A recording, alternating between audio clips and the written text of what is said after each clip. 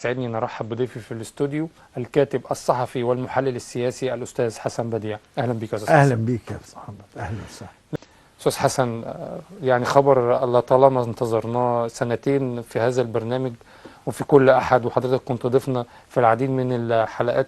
كنا بس بنقرأ عن أخبار المذبحة وأخبار الإبادة التي تحدث في غزة. الحمد لله وصلنا إلى يوم يعني بنقول فيه بكل ثقة أن هناك اتفاق لوقف الحرب في غزة وإن شاء الله إعادة إعمار غزة. هو طبعا أهم حاجة وقف الحرب، أهم حاجة وقف حرب الإبادة، أهم حاجة وقف القتل الجماعي، أهم حاجة إدخال المساعدات للناس اللي بتموت جوعا وعطشا ومرضا لأن مفيش دواء، أهم حاجة أن يبقى الفلسطينيون في أرضهم في غزة، أهم حاجة أن إعمار غزة يتم مع بقاء الفلسطينيين في أرضهم وعدم خروجهم منها، أهم حاجة أن تبقى القضية الفلسطينية حية ومستمرة وفرض وجودها على المجتمع الدولي وعلى العالم كله.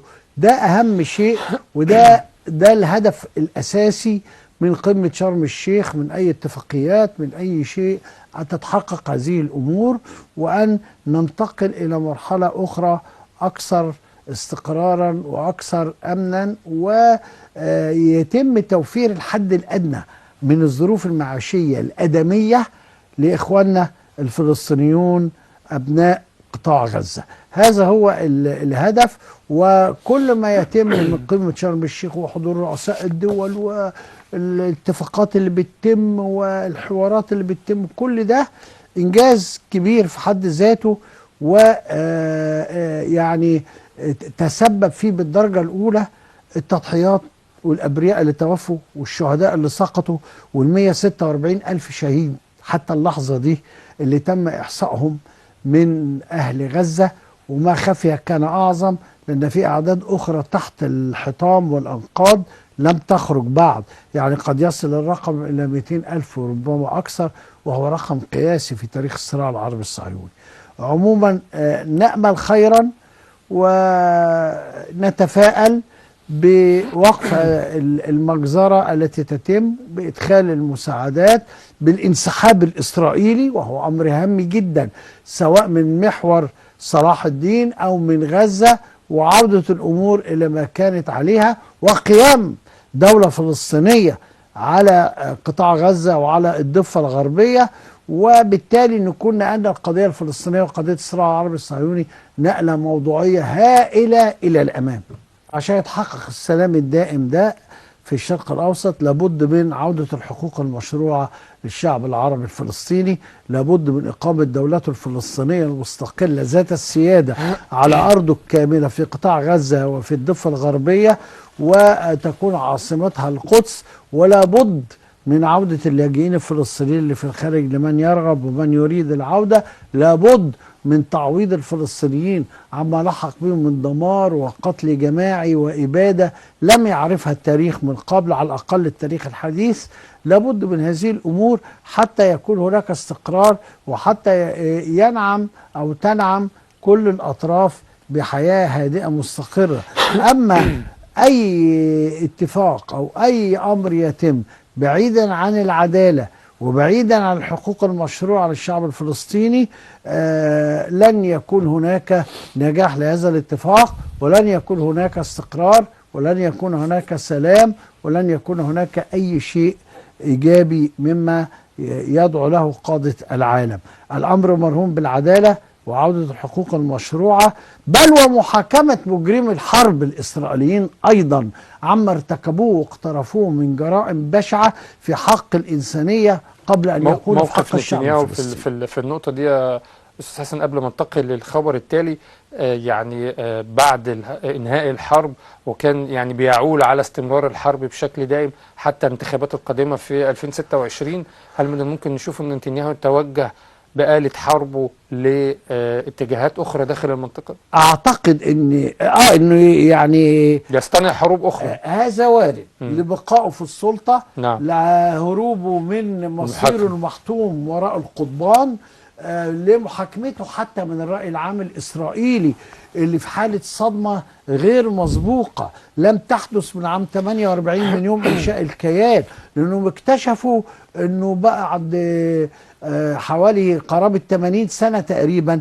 هم كيان وهم، وأنه مش عارف يعيش، وأنه ملوش مقومات استقرار ولا استمرار ولا مستقبل، وأنه كيان هش، وأنه ما في النهاية أمنه الداخلي تعرض للدمار الشامل، واضطروا يعملوا هجرة عكسية، أو اضطروا ان هم يعيشوا سنتين في المخابئ تحت الارض. يعني عاشوا ظروف صعبة وقاسية. نعم.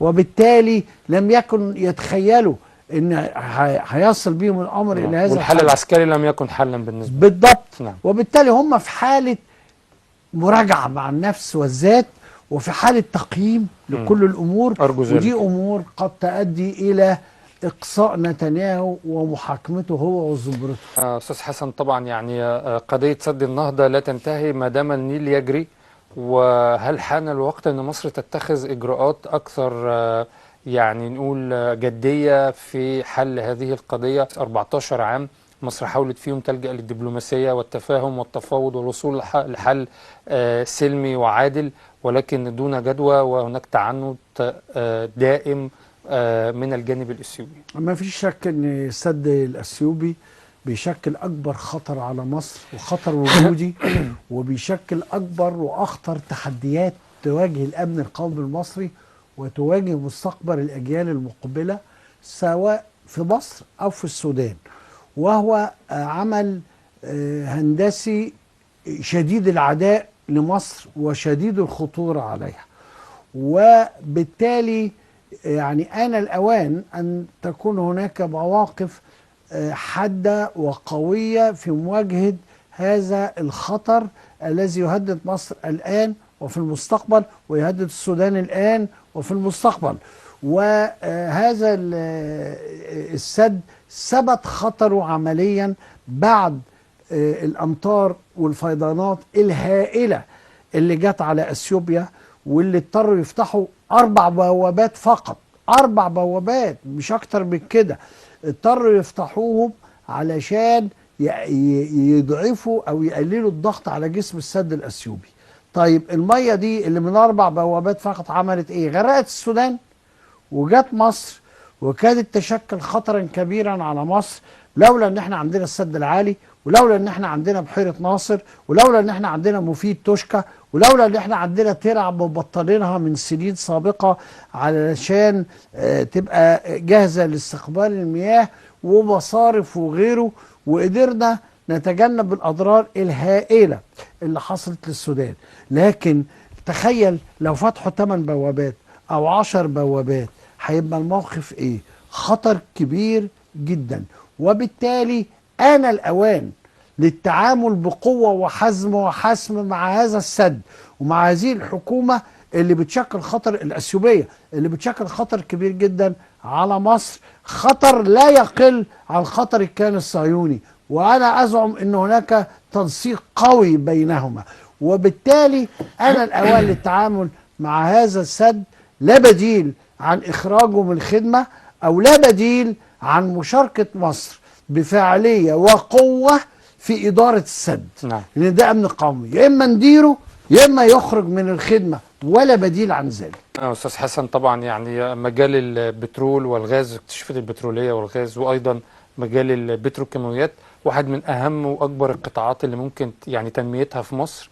أولا بتغنيك عن استيراد الطاقة، ثانيا منتجات بتروكيماوية مشهورة بها مصر بيتم تصديرها. هي دي مجالات حيوية جدا وهامة جدا، ومجالات لا غنى عنها للاقتصاد المصري، ولا تنمية مستدامة بدون هذه المجالات.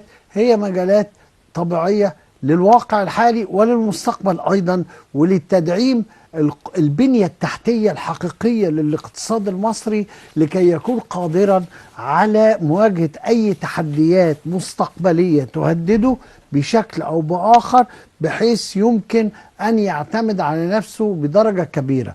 من هنا التوجه نحو هذه المواد تحديدا أو المجالات دي أمر بالغ الأهمية، وأمر استراتيجي، وأمر يهدف الاقتصاد القومي، بل ويخدم الامن القومي. ومن هنا فان هذا والتوجه الصناعي بشكل عام وتنميه الثروات الطبيعيه واستغلالها وتصنيعها وتصديرها امر يساوي حياه او موت بالنسبه للاقتصاد المصري، بالنسبه للاعباء اللي عليه، بالنسبه للتحديات اللي بتواجهه، بالنسبه للتنميه المستدامه.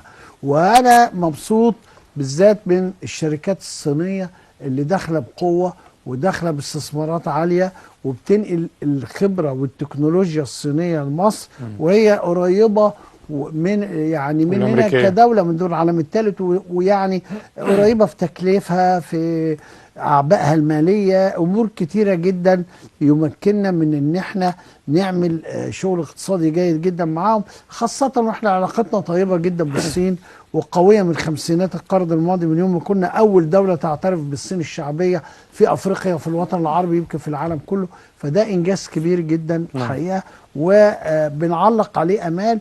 عايزين نزرع مصر مصانع، نزرعها مصانع من أسوان لمرسى مطروح، هو ده المستقبل وهو ده الطريق الوحيد الآمن. أصدر الرئيس عبد الفتاح السيسي قرارا جمهوريا بتعيين 100 عضو في مجلس الشيوخ.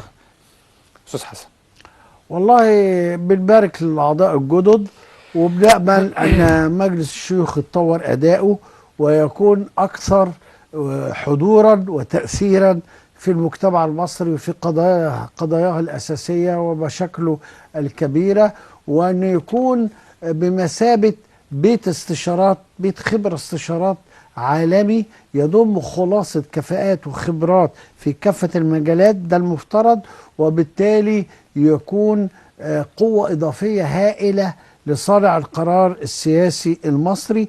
يعني مجلس الشيوخ المفروض مجلس دراسات وأبحاث وأفكار وحلول وابتكارات وإضافات، أمور كثيرة جدا. بنأمل أنه يكون دوره فاعل ومؤثر، وأنه يسهم بأفكاره ودراساته وآرائه العلمية المحترمة، يسهم في تخفيف المعاناة عن الناس وحل المشكلات الرئيسية والتقدم والنهوض بالبلاد إن شاء الله.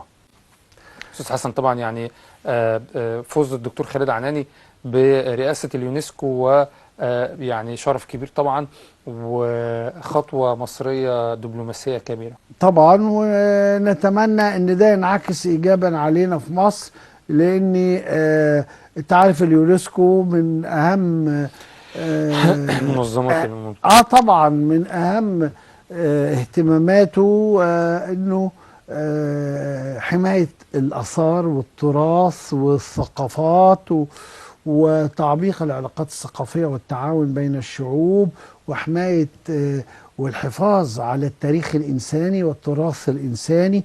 ودي مسائل مصر بتتميز بيها وعن غيرها من دول العالم. ومصر احنا عارفين ان فيها يمكن اكتر، هم بيقولوا تلت آثار العالم، انا بقول لك اكتر من كده، قد تكون اكثر من نصف آثار العالم. وبالتالي ده وجوده في التوقيت ده في المرحلة دي أمر المفترض أن يكون جيدا، وأن ينعكس بالإيجاب على مصر وعلى البلدان العربية، وأن يسهم في الحفاظ على التراث الثقافي وعلى الثقافات الأصيلة من الاندثار ومن موجات اللي بنشوفها دلوقتي اللي بتستهدف القضاء تماما على ثقافات الشعوب وتراثها واستبدالها بشيء غريب كده عجيب ملوش ملامح ويحمل من الشر أكثر مما يحمل من الخير. خلال لقاء رئيس الوزراء الدكتور مصطفى مدبولي مع الدكتور سامح الحفني وزير الطيران المدني لمتابعة الموقف التنفيذي لمشروع مبنى 4 بمطار القاهرة الدولي، أكد مدبولي الأهمية الكبيرة لمشروع إنشاء مبنى 4 بمطار القاهرة الدولي.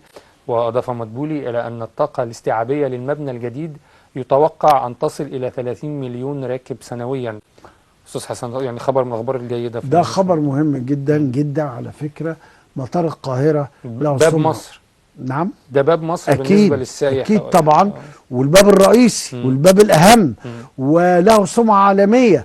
وإحنا كنا مطار القاهرة ده كان أحدث وأفضل وأكبر مطار في ستينيات وسبعينيات القرن الماضي. طبعا تراجعنا في حاجات أحدث في دول أخرى والكلام ده، لكن دي عودة مرة أخرى للريادة. وضروري إن المطار يكبر، وضروري إن مطار القاهرة يكون احد ابرز، المفترض انا يعني شايف ان المفترض ان يكون احد ابرز اكبر 5 مطارات في العالم مثلا، وهذا حقنا كدوله قديمه وعريقه.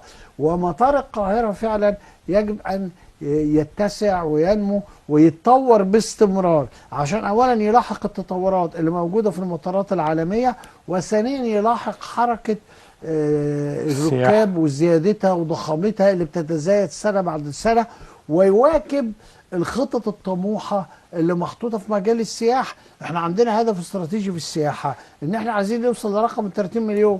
احنا يمكن وصلنا السنه دي ل 18 مليون، وبنحاول السنه الجايه نوصل ل 20 مليون، وعندنا هدف استراتيجي بالوصول ل 30 مليون.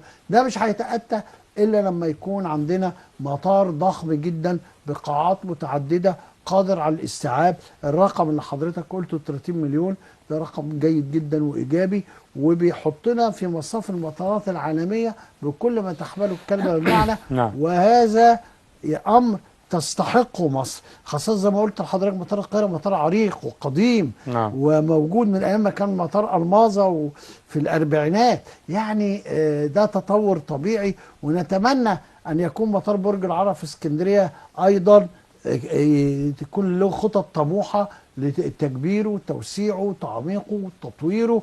احنا محتاجين اكتر من مطار على هذا المستوى في بلادنا ان شاء الله. استاذ حسن، طبعا يعني تخريج دفعه جديده من الكليات العسكريه في ظل عدم استقرار اقليمي ودولي وعالمي في العالم كله، وظروف اقتصاديه وعسكريه متغيره. رساله واضحه جدا. احنا قواتنا المسلحه هي الجيش العربي الوحيد المنظم والقوي واللي موجود والمتماسك في المنطقه كلها، وهي حجر الزاويه في الحفاظ على الامن القومي العربي ككل وليس الامن القومي المصري. رساله واضحه، نحن في اعلى درجات الجاهزيه والاستعداد لاي احتمال ايا كان. اذا ارادوها سلاما فليكن، واذا ارادوها حربا فنحن جاهزون ومستعدون. والرساله واضحه جدا ان الجيش او القوات المسلحه المصريه العربيه لها رساله ممتده، وجيل ورا جيل، وجيل بيسلم الرايه لجيل، وان هي لا تعني الحاضر فقط بل تعني المستقبل. والدفعه اللي بتخرجها من الكليات العسكريه بتؤكد ان مصر صاحبه رساله تاريخيه متمسكه بها ومستمره وبتقوم بواجبها تجاهها. والرساله واضحه جدا ان احنا جاهزين، ولعل حضور الفريق صدام حفتر نائب القائد العام للقوات المسلحه الليبيه دي رساله لمن يهمه مصر وليبيا بلدا واحدا. الامن القومي العربي واحد متكامل وليس مقسم او منقسم الى اجزاء او جزر منفصله. بيؤكد ان الامه العربيه بخير. نعم. وانها قادره على مواجهه التحديات. نعم. لو اقتضى الامر ذلك. أجرى وزير الخارجية والهجرة بدر عبد العاطي عددا من الاتصالات الهاتفية مع نظرائه بالدول العربية والإسلامية والأوروبية والآسيوية للتحضير لقمة شرم الشيخ للسلام. أستاذ حسن، جهد طيب بيبذله وزير الخارجية، صميم عمله طبعا وصميم اختصاصاته وصلاحياته. نتمنى أن تنجح قمة شرم الشيخ في وقف الإبادة، في وقف المذابح، في تحقيق الاستقرار والهدوء للشعب الفلسطيني، في إدخال المساعدات، في خروج قوات الإسرائيلية من غزة وإنهاء الاحتلال، فتح كل المعابر لأبنائنا في غزة، دخول 1000 شاحنة كل يوم لإنقاذ ما يمكن إنقاذه من إخواننا المحاصرين اللي بيموتوا يوميا جوعة. نعم. وعطشة ونتيجة ظروف بالغة السوء. نتمنى إن شاء الله ان جهد وزير الخارجيه وغيره من جهود الدوله المصريه ككل يجني ثماره باذن الله. استاذ حسن، طبعا يعني اتفاقيه غزه يعني قبل حتى ان يتم امضائها في الغد ان شاء الله، ابتدت هناك خطوات عمليه على الارض لتنفيذ بنود هذه الاتفاقيه. هو نتمنى وان المفترض ان يتم الافراج عن حوالي 3000 اسير فلسطيني معتقلين في سجون ومعتقلات العدو، ونتمنى أن يلتزم الجانب الصهيوني بالاتفاق بعد استلام أسراه وبعد استلام جسامين القتلى الإسرائيليين، وأن يلتزم بالعدد المتفق عليه وبالأسماء المتفقة عليه، وأن يتم الإفراج عن إخواننا الفلسطينيين، وأيضا أن يلتزم بعدم القيام بعدوان جديد على غزة بعد أن يستلم أسراه وقتلاه. يعني نتمنى ألا يحدث الغدر اليهودي الصهيوني المعروف تاريخيا يعني. أستاذ حسن، طبعا يعني عودة دخول المساعدات والشاحنات مرة أخرى لقطاع غزة لإغاثة أهالي القطاع، ده أمر طبيعي. المجتمع الإنساني كله في العالم كله كان بيطالب بكده بقاله أشهر عديدة، من يوم ما كان الصهيوني منع دخول المساعدات وشن حرب التجويع والإبادة على شعبنا العربي الفلسطيني في غزة. أمر طبيعي. وصول لرقم 400 شاحنة أمر جيد. احنا عايزين نوصل لرقم 600 اللي كان العالم كله متفق على ان ده الحد الأدنى اللي ينقذ سكان غزة من المعاناة الرهيبة اللي هم فيها. ونتمنى أن يصل الرقم إلى 1000 بيخش عن طريق معبر كرم أبو سالم ومعبر العوجة. نتمنى أيضا أن يتم الإسراع في فتح معبر رفح وإدخال المساعدات منه ومن كل الاتجاهات وكل المعابر، لأن الشعب الفلسطيني في أمس الحاجة إلى أكبر قدر ممكن من المساعدات في أقل وقت ممكن. نعم. لأن المعاناة لا يمكن تخيلها بأي حال من الأحوال. في ختام حلقتنا مشاهدينا، بشكر ضيفي الكاتب الصحفي والمحلل السياسي الأستاذ حسن بديع. أشكرك يا أستاذ حسن. أشكرك شكرا جزيلا.